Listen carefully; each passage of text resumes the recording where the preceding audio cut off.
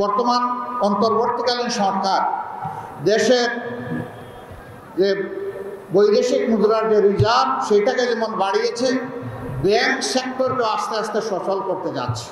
একই অবস্থা কোর্ট কাছারি, অফিস আদালত, ব্যাংক, বিমা সেক্টর, কর্পোরেশন, মিল, ফ্যাক্টরি, ইন্ডাস্ট্রি, খেতে কামারে সব জায়গায় একই অবস্থা।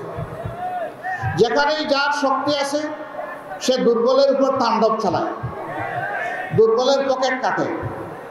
যে যত বেশি ধনী এবং জ্ঞানী আমাদের সমাজে এইরকম কিছু মানুষ আসে, সে তত বেশি চোর এবং ডাকাত।